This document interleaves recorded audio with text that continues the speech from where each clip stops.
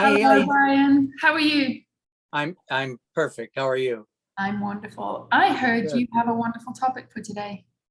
Well, we've talked about perspective before, but I want to give you uh, a couple examples. I've actually posted about it on Facebook last night to help cultivate thinking. So two stories. One is that over coffee day before yesterday, one friend was talking about needing cataract surgery, and the other friend and I both said how much we'd heard great things about it, that you're able to see things in a clearer way than you have in a long, long time. And one friend said that when his friend got cataract surgery, he sent apologies to all of his friends about how dirty his house was, and he never saw it.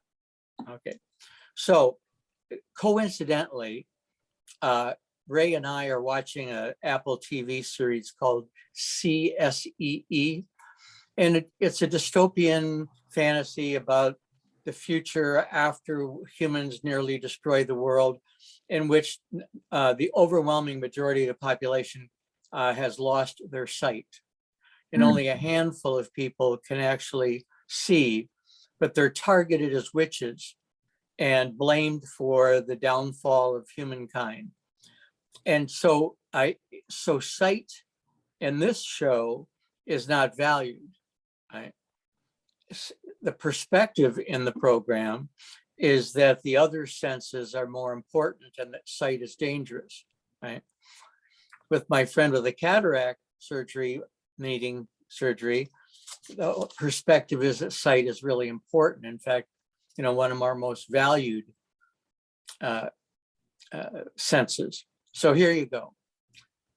With the country US as divided as it is culturally, I made the point that telling people on the right that they need surgery because their house is dirty is not going to change their support of Donald Trump and what he stands for. And them saying to us the same thing is not going to change our perspective that, they're fascist American Taliban, blah, blah, blah, blah, nor our attitude towards immigration. And so what's the best way of telling the person who has cataracts that they ought to have surgery is to tell them your own personal stories, right? Rather than saying you should. And that brings me, to the issue of how do we help change people's perspective? You do that professionally. I do it professionally.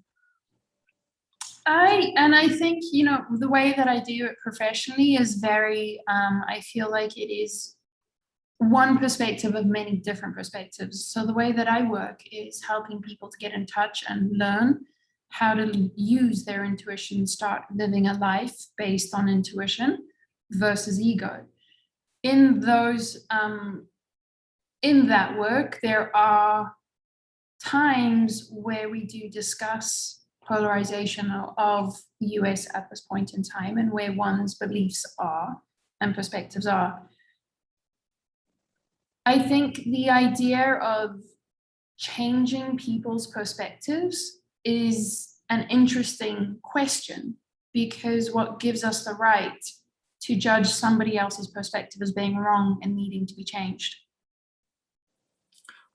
Well, okay, so I don't disagree with that, but we have to protect ourselves from people's perspectives, right?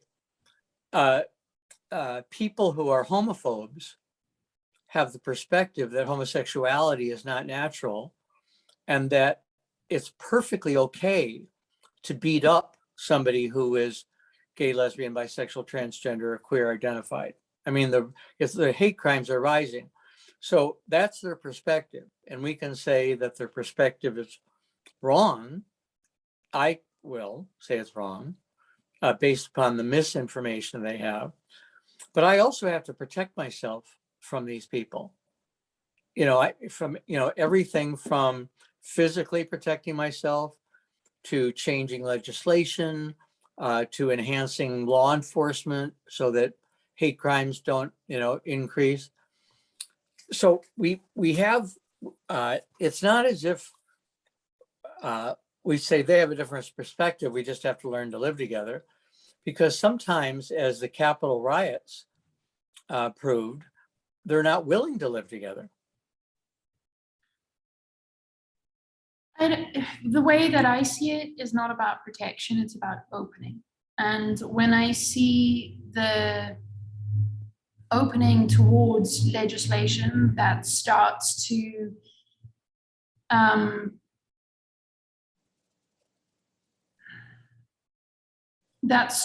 equalize rights in a much better way, if we could see it as an opening, and a opening into a discussion, an opening into, here's different information, maybe you want to look at this information, I feel like that would be a better way for us to start looking at things than going into this idea of protection. And I understand that we, view protection as necessary when there is physical harm involved.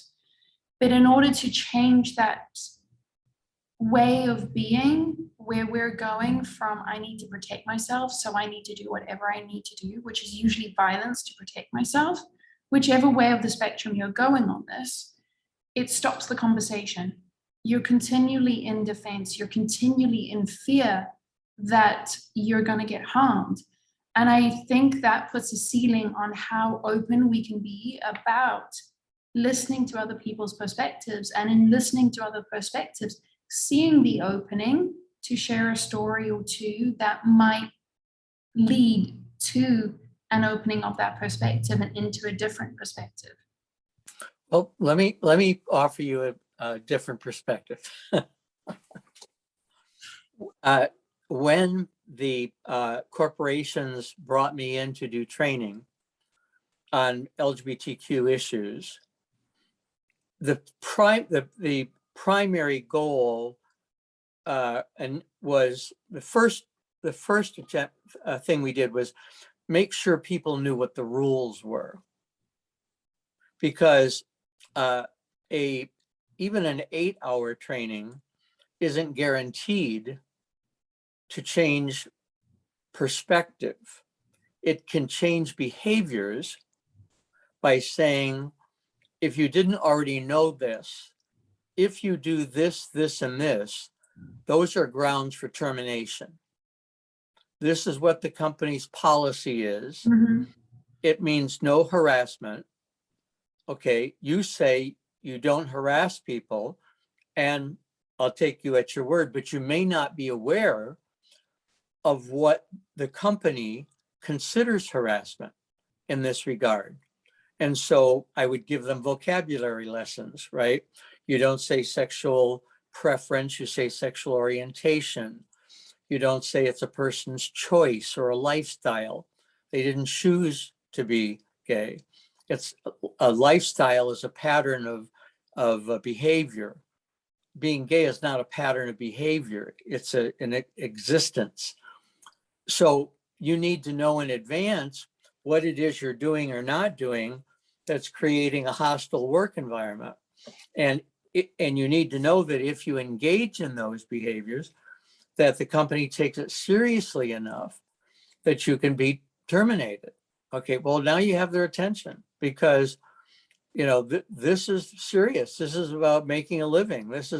And I didn't know this. I didn't, just as women, and I had to have anti-harassment workshops because the men didn't get it. Mario Cuomo said, I grew up in a different age. The rules were different. And he's right.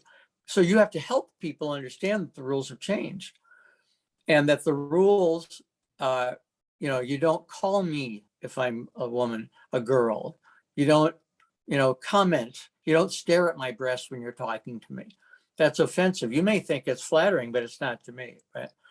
So, and if you continue to do that, those are grounds for discrimination causes.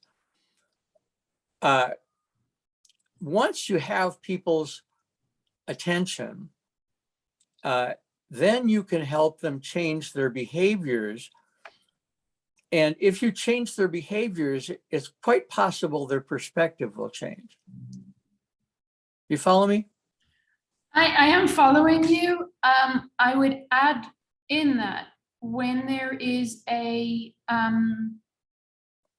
change in the way that we play the game to create equality, I believe that it is far more sustainable to explain why there is a change and to open up that discussion of this is why it wasn't great, this is why we need change, and this is what these new rules represent.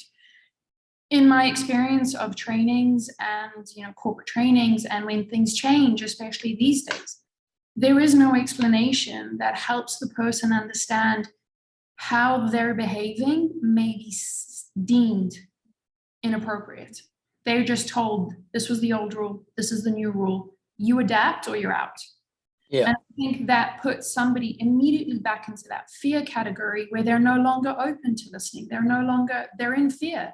So now they're protecting themselves. They're now seeing the people that this equality rule is supposed to benefit. They're now afraid of those people that it's supposed to benefit. So it's a 0-0, no win. I agree with you. And I was delighted to be repeatedly told that my workshop didn't guilt trip people, that the workshops they had in affirmative action and in sexual harassment, they reported to me, I was sitting in on them, but that they were guilt tripped through the whole thing. And so what happens with guilt tripping is that your defenses go up. And once your defenses go up, you're not educable. Shut down. Because you're thinking, this is a waste of my time, and you people are taking over, and they're in fear. They think that they need to protect themselves just as much as somebody needs to protect themselves on the other Right. side of it. So now you've got two sides that are standing there going, I need to protect myself. I need to protect myself. If you come towards me, I need to go to war, vice versa. And I think this is why the US is so polarized right now, because each side is just talking war words. Nobody's willing to take that moment to say, like, okay, if I can't use the word sexual preference anymore, or sexual lifestyle anymore, then let me explain why you can't use it, and let me give you a story to let you know that how those words are no longer appropriate. Because we have had, preference is such an interesting, and this is my learning from it too, after 20 years of going through training, that it's, sexual preference was the right word. And then to learn that now you're in this place thinking you're being very PC, to learn that actually it's not the right word. Just being told you're using the wrong word and this is the word you should not use. I'm like, wait, what? I don't understand. Why is it different now? But actually getting somebody's story and understanding that it wasn't a preference. It's this is my life with it, and this is what it means. It's like, oh, I totally get it now. And that helps for me at least, I think in the way that I see many people that I work with and I'm around, that helps the switch, and immediately it's completely pacified and it's like, I get it. Well, I agree. I never told people that they would get in trouble for using preference or lifestyle or choice. That was, it was presented as those words don't help us create a welcoming environment. Yeah. Here is why it's in your interest and my interest to have a welcoming environment. Because if we want to attract and retain the best and brightest people to make us the most competitive company out there, we have to create an environment in which people feel safe and valued. And they don't feel safe and valued if they're hearing words that are triggers for them, that this is an unenlightened and insensitive workplace. What they could get in trouble for was defacing signs announcing a meeting, right, of the gay employee resource group. You can't proselytize. This is the new thing now, that religious liberty. And I saw this Trojan horse coming for years, that religious liberty is not about, I feel threatened by being forced to attend this training. It's, I have every right to tell you at work that your behavior is immoral. And you don't have that right, any more than I can say to the very same person, how long have you been married? You know, how many spouses have you had? I've had one for 45 years. You know what Jesus talked about far more than anything? Divorce. You can't do it. I can't do that either, right? Because it's imposing upon them, you know, my religious values. Mhm. But that's the big argument now. I don't have to bake you a cake. I don't have to take your picture. I don't have to rent you the wedding facility because my religious belief, and in some states, I don't have to give you medical attention. As an EMS or as a doctor in the emergency room, I could say, I'm sorry, this is a Christian hospital. We don't treat people like you. So we can work hard to change their perspective, but we need first to make the law clear that they can't do that. Yep. I think I would like for the laws to be, and I don't know if it's even possible for the laws to be that simple and that black and white, because I think it is part of the Constitution of the US to find loopholes. Yeah. So I think there's always going to be the loopholes, but that's where I think it's important that the community, that the individual is very conscious, and all of us as individuals are very conscious of who we are and how are we behaving and what are we doing and what are we contributing towards. I do believe, and I am an endless, infinite romantic of humanity. I do believe the majority of us do want the best of life and do want to live in peace and do want to walk down the street freely and without fear. And I think if we, you know, those people start being able to contribute to a community, that when people do these things and using this religious opting, when they do that, the community stands by and says, you know, as a community, this isn't us. And so we can't use you as a hospital, or we're asking you to please reconsider, like listen to the community. I think that's how change comes about. Well, asking them to listen to the community is one thing. Telling them that they're not going to get any more funding if they receive tax dollars from the taxes of gay people, you know, paying for hospitals. Yeah, I think that's the community. That's the community saying we're no longer going to support this center or whatever it is that, you know, I hope that through this transition that the US is going, and I understand that it's incredibly difficult right now to even figure out what's a decent path ahead. But I do hope that the individuals become more empowered through their own voice, through their own actions, to actually say, this is not what I believe. I'm not just jumping on the bandwagon because 50,000 other people tell me to. I'm doing it because it's innately what I believe. It's a value.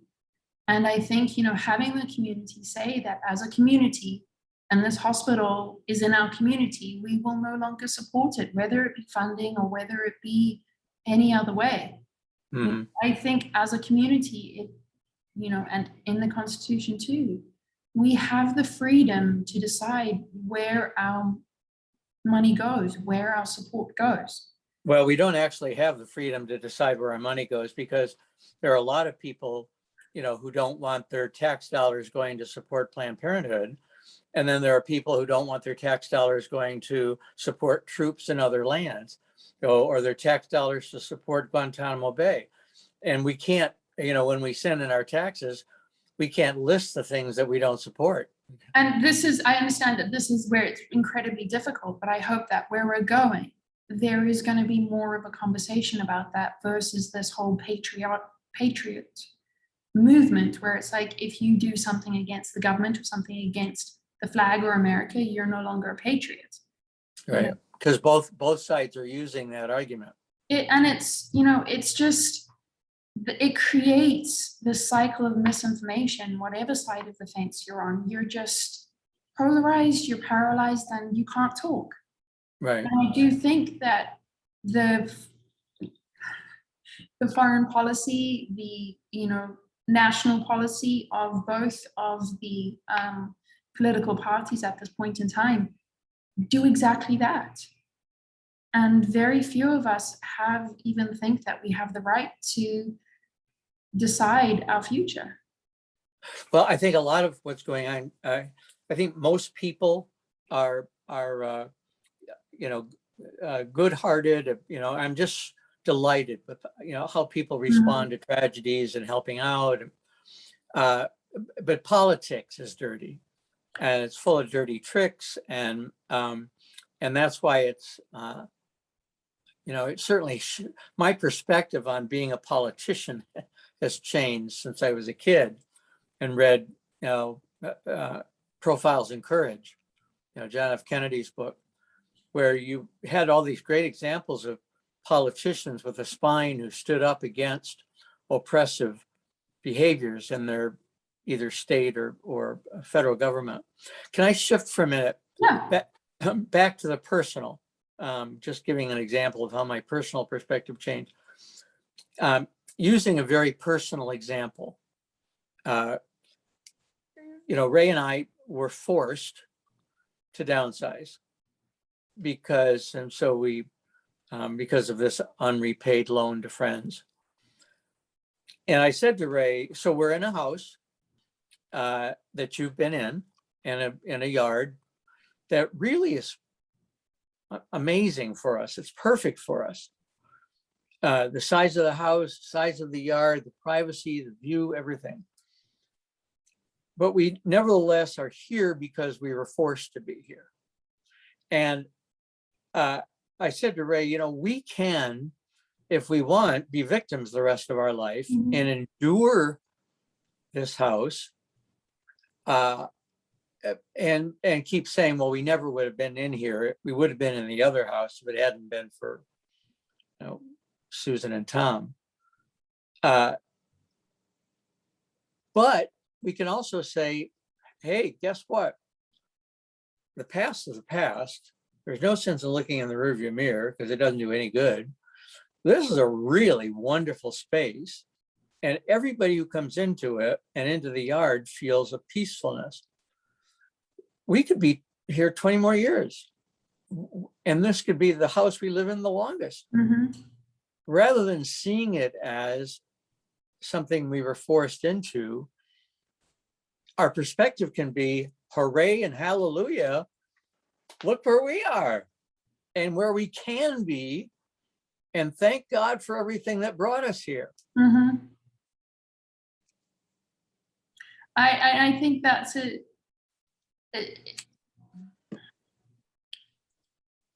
When I view myself and in terms of what my perspectives are going to be, and I do feel, and I am proud that I am very aware of my perspective and very happy to take in information from different ways and places and sources to see if my perspective needs a little bit of a shine. And my motto is don't be the contradiction.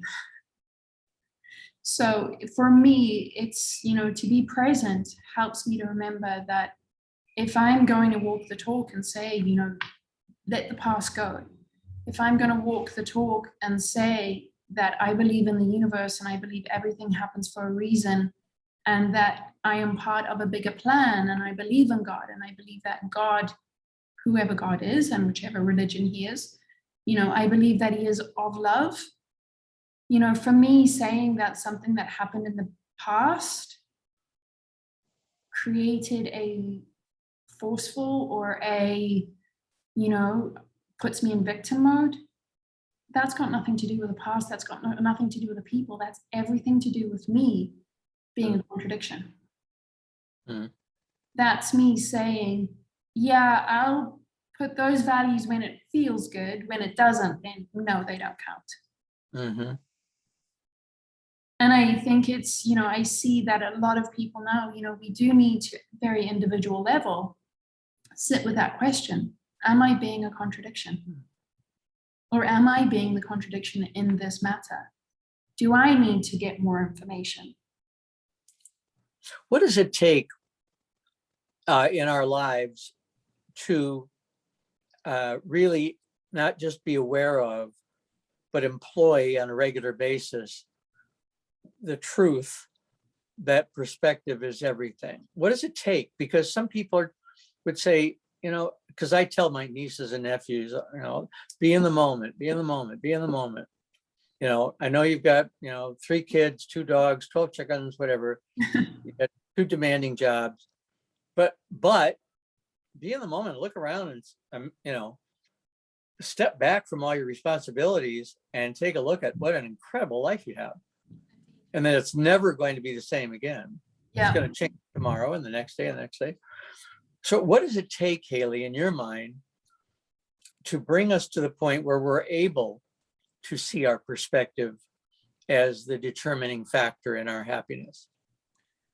In my life, it was me going through the experience that changed my perspective.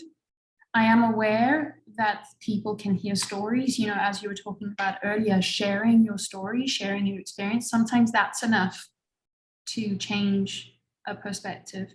So I think it's a bit of both. It's either actually experiencing something that made you sit up and think that maybe your perspective needed to change, or it's hearing somebody else's experience that you're like, oh, I can do better. And I think ultimately the most important thing there is sharing the experience, more people talking about the experiences, more people having open conversations, sort of opening their heart and moving away from this defensive, I'm in fear, to say, I see you're in fear, let me explain, or do you mind if I share my story so maybe you can understand where I'm coming from? And then you share your story so I can understand where you're coming from. And probably find you're coming from very similar places. Or not, and you had no idea what they went through. Yeah, and I think sometimes, it's okay to walk away and be like, thank you for sharing. I'm keeping my perspective. It's okay. Sometimes your perspective doesn't need to change. Well, but I think having that conversation to understand if it needs to change is important. yeah, and I don't think you can hear the story without your perspective changing. You may not want to, and you may not see it, but it's there. It's whispering in your ear. Yeah. Do you remember the time you had that conversation with that person who said, and that'll come back to you later. But planted. I was wondering whether age had something to do with it, and it shouldn't. I think good teachers of children should be able to communicate to children that their perspective decides their happiness. Yes, you can be upset that she got a new book bag, right? But can you be happy for her that she got it? And can she be happy for you that you have something she doesn't have? I mean, just helping children understand their feelings and that they can choose their feelings and create their feelings. I think I would love to either be a part of, to create, or just to live in a world where we value children's minds 100 times more than we do right now, and nurture the learning and really take that responsibility of guiding children far more seriously than we take it now. Because I do think that's where the world changes. The world changes at the dinner table. It changes with the conversation that the family is having about different people and different perspectives. It changes at the dinner table, or in the car when you're driving on holiday. So I think children would be probably the most substantial way of changing and creating equality and lessening fear. In lieu of that, I think age is a strong factor there, because it's obvious, with the number of years you've lived and the experiences that you have, it's far more vibrant, far more colorful. So I think that's an important factor. I don't think it's the only factor. I think it, depends on a person's life path, and, it goes to that question you always ask, the old soul. You can have, a 10-year-old that's much wiser than a 70-year-old, And why? I still want to know why. you know? And for me, I have immense wisdom at 42 and I lived through things at 42 that some 80-year-olds would never even have any kind of idea of. Why? I think it has everything to do with the soul, the life path, the lessons, and our unique purpose of being on this earth. And you've had to have the experience in your life of being around children who gravitated towards you. Not all, some would rather go play, but the ones that are hungry and thirsty for knowledge and meaning will gravitate towards you because they feel in your presence. Have you had that? And I also feel like I gravitate to those kids too. Like there'll be this sort of natural, like magnetic force kind of pulling it together, and somehow we end up at the same space to get chatting or to sit together. I very rarely end up being around at all the kids that are interested in destroying or playing. Mm-hmm. And even those then too, like I'm happy to play with some kids, but being able to play at their level, whether it's with Barbie or crayons or trucks, those are the kids that their imagination is going wild. And I'm like completely playing with them too. And I think it's the same thing. You're attracted to these beings, regardless of age, that you resonate with. And as a child, I was attracted to those adult aunts and uncles and others who would be with us at our level, who were interested in us enough to ask. So why do you think that? What do you see when you look at this? Or let's play, and I'll be. What do you want me to be? I'll be your servant. You're the queen. I'll be your servant. Yeah. I loved being around, and I'll go to my grave remembering them as the adults from my childhood, with whom I had a closer relationship, friendship. Go ahead, please. No, please carry on your thought. Well, I was just going to say there was my parents and third generation often were, they had the job to raise the children, and they did a really good job of it based upon what they knew, but they didn't see kids as friends. They had, my mom had 7 total, 5 at any one time, living, and 5 kids around the house is a lot. When you're vacuuming and dusting and making dinner and grocery shopping, and the way for you to be able to get through all those chores is for them to behave. Right? Because if they're in a big fight with the neighbors and they broke something, then you've got to stop what you're doing and go. So I understand. Yeah, I understand the need, for them to want their kids to be quiet. But you can see the difference with parents who actually take an interest and play with their kids at their level, and the kids see it. I think the kids. I mean, again, I find children.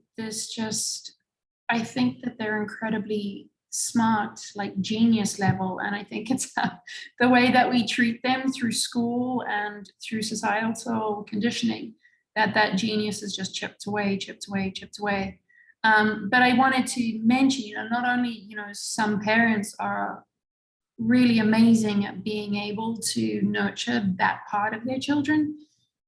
For me, it was, there were some adults, family and stuff, but most of the teachers at school, there's certain teachers where I'm just instrumental in the development of me. And, there's a handful of them. And I hope many kids have that same thing where they have instrumental teachers that they clicked with, and that teacher really nurtured and allowed that child to blossom.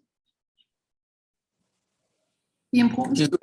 Have you stayed in touch with those people at all? I kept in touch with one for a while.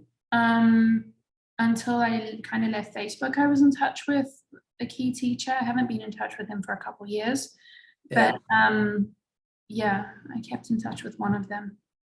I have my 8th grade teacher was a nun. Her name was Sister Claire Marie. And really, from my perspective, the best teacher by far I ever had.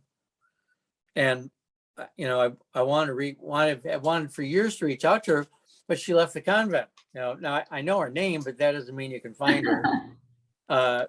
But I mean, her real name, birth name. What's a name anyway? Just I say real name. A name is what you call yourself, and it's real. Doesn't matter whether it's religious or not, or you're transitioning, from and create another name, and that's the name you want. But it's important to say thank you to these people in our lives. At least it's important to me. Maybe they don't need to hear it, but I want to say it.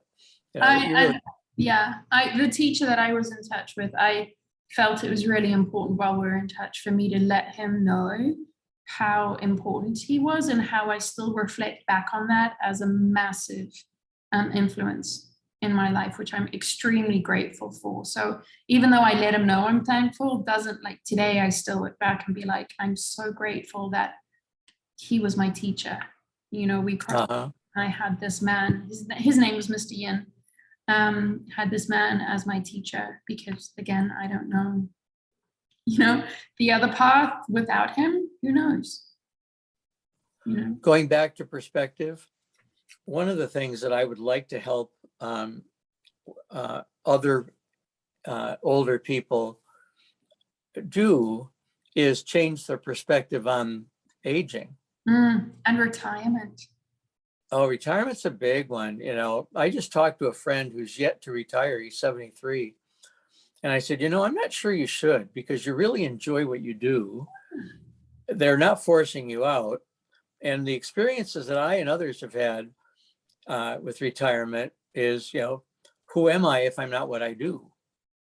I would, love to be able to redefine retirement and just say it's a retirement, not the only retirement.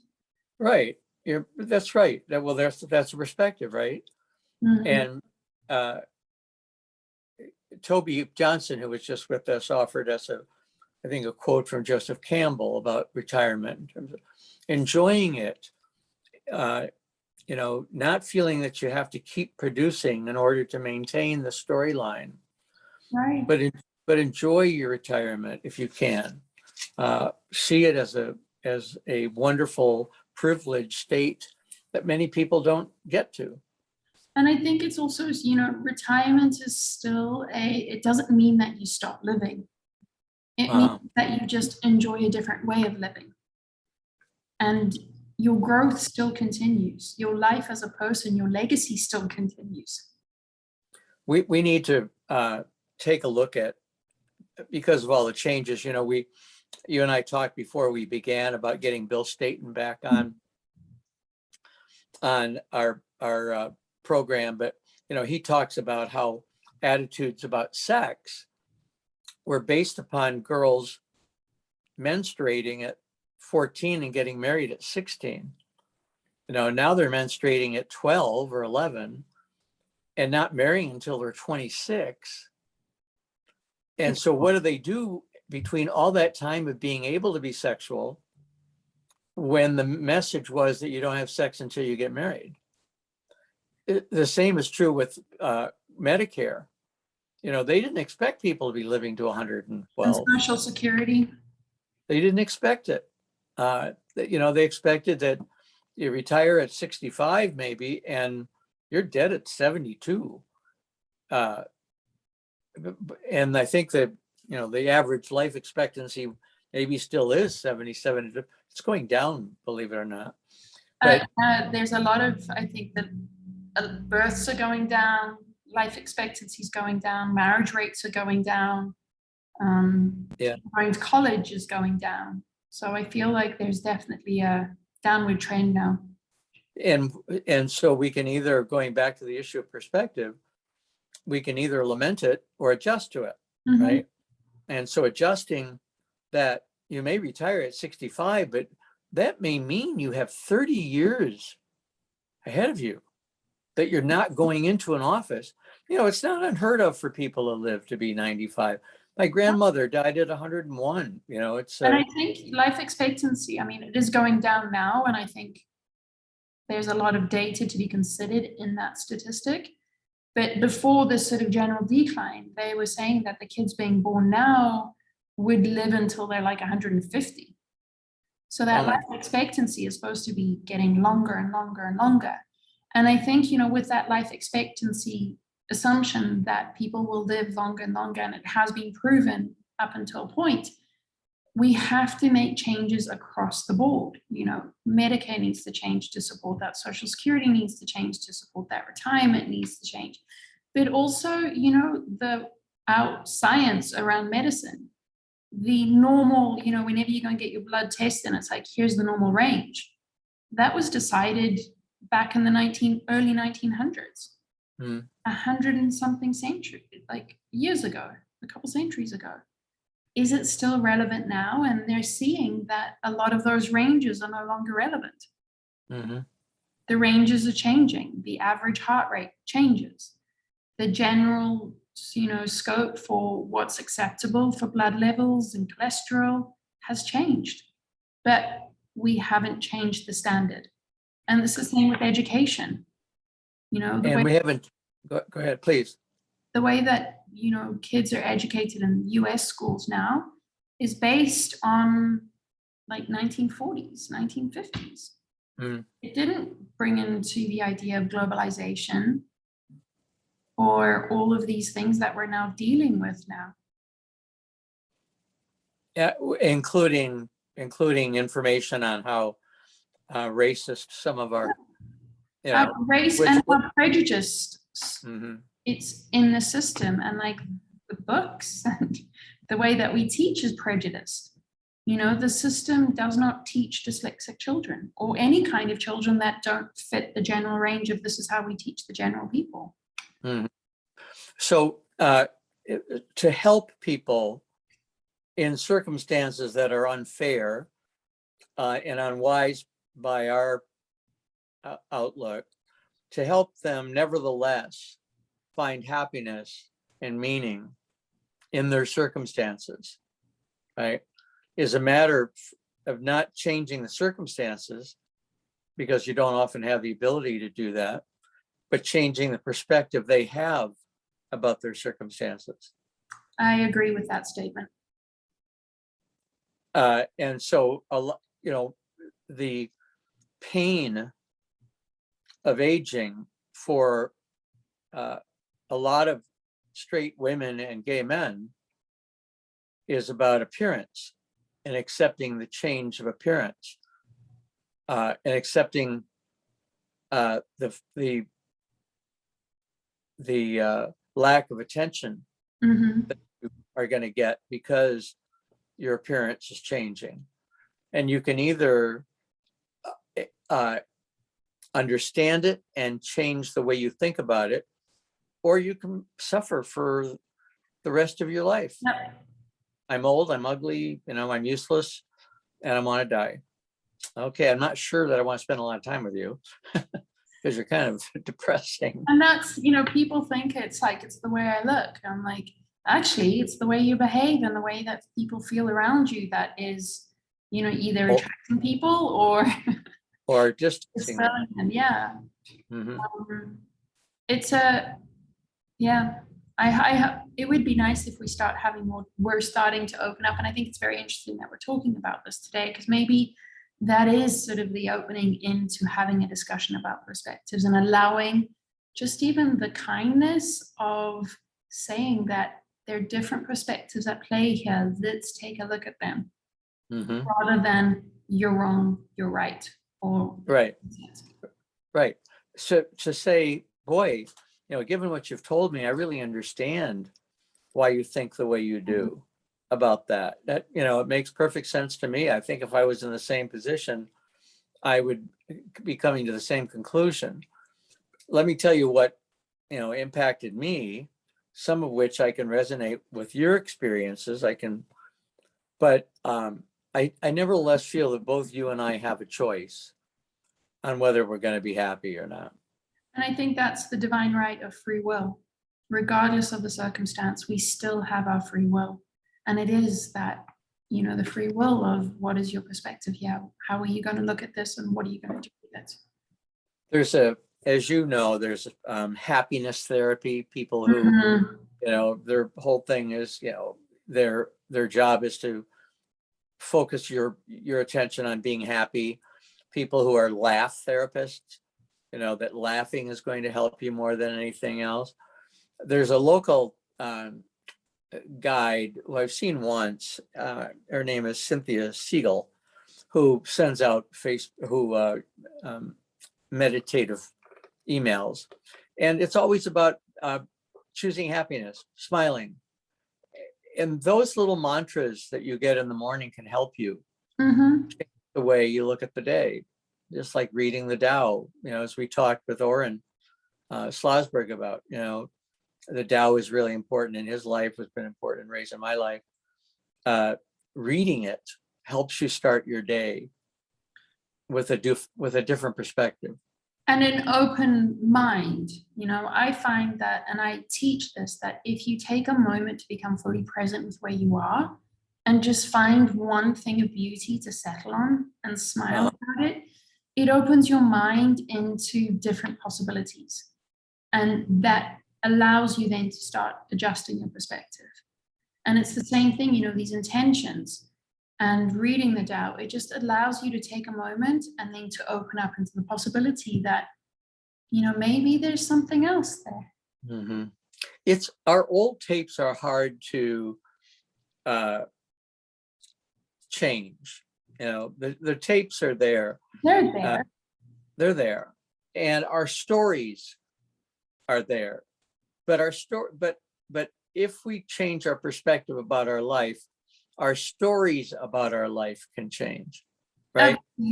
Absolutely. And I think there in that, as the story changes, the past becomes even more relevant. And I know we're almost out of time, but I had an interesting experience, which hasn't happened because I live in Mexico, but I was back in New York, and somebody across from me looked at me and said, "I know who you are." And I was like, "Excuse me?" And said, "Yeah, I know what you're about, and you have these issues." And I'm like, "You don't know me." And I think, it's interesting that I sat there and I'm going like, oh, this is just another level of that polarization where somebody is like, based on the level of information that they assume, they believe they know. And what did you say? I said, "Please take the time to get to know me."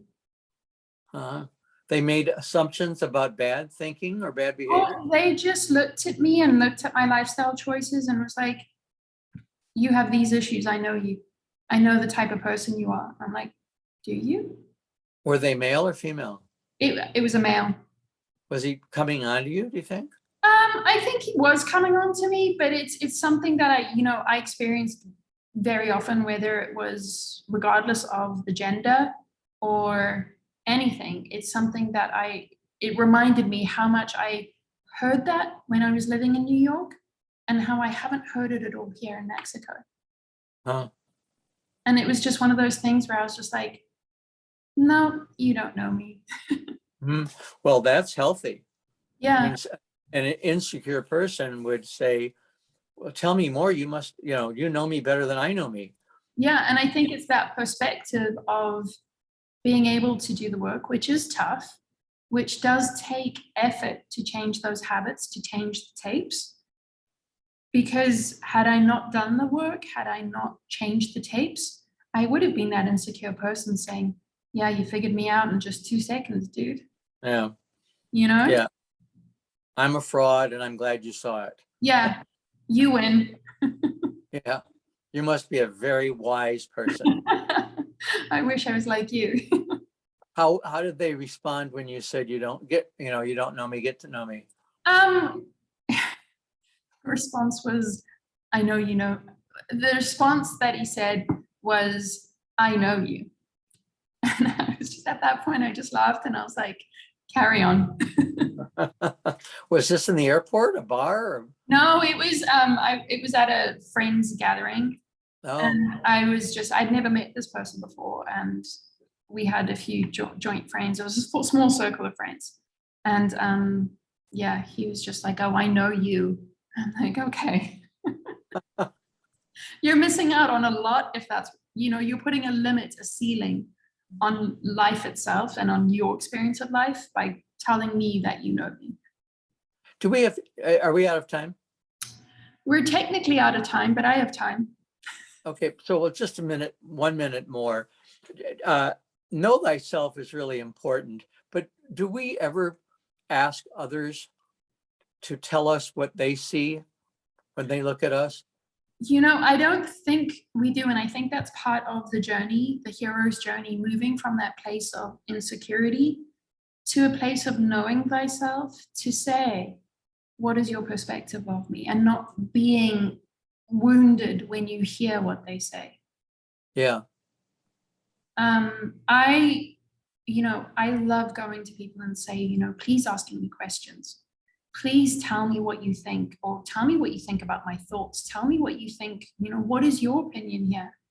Because I think that I want to know that stuff. And I think that's how we get to know each other. It also informs me on where I can be better. Do I need to use better language? Do I need to slow down? Or is that something I actually need to look at?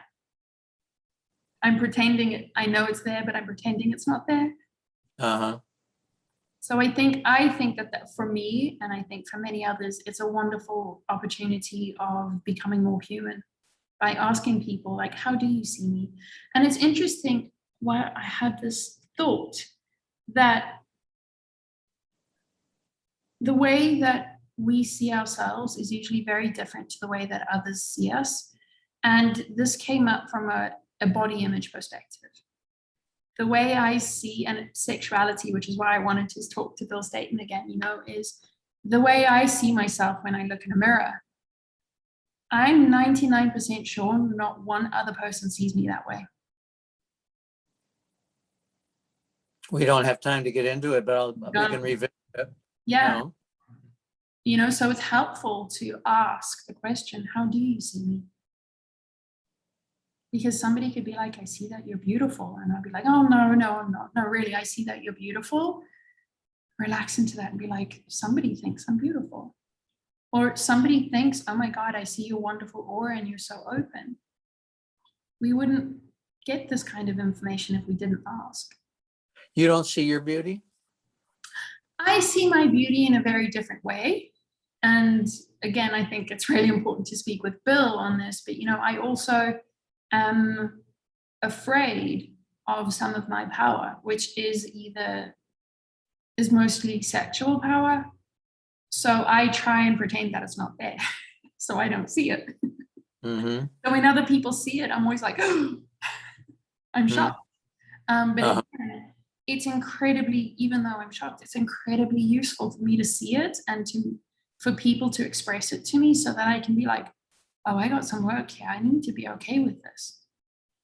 Yeah, that's the point. It's not necessarily that I need to change in order to have them not see what they just brought up. Yeah. But I need to change my perspective about, how I look at that. Yeah. And I think it's, for me at least, it's, sexuality is a very big thing that I need to look at. I need to understand better. And the more that I sort of start this journey going into sexuality and understanding it on sort of this multiverse perspective, I see that in everyday life, it's not only something that is required of me, but I do see that many other people really would benefit from just asking that question, where and what is my sexuality? Well, let's get back to that one. Yeah. I love talking about sex. Not because I've got, it's just, I think it's so freeing. And I think there's so much information in there that is freeing. If we just took a minute to be like, okay, let me open up and see if there's a better perspective here. That's the freeing, rather than just having this very sort of narrow perspective of good, bad, boom. Right. And a lot of that is because I don't want to take the time because I don't think I have it. I don't have to, and I might be afraid to, and I don't know how to do it the right way. All right. Well, this is great. Thank you. Thank you, Brian. Always such a joy to speak to you and be with you. And we'll, if not before, but certainly next week we'll be together, and we'll be together. If not, yeah. And we'll keep, we are eager to have people join our conversations. Indeed. We'll keep this going. Lots of love to you. Have a great weekend, and we'll speak soon. Thank you, Hayley. Bye, Brian. Bye-bye.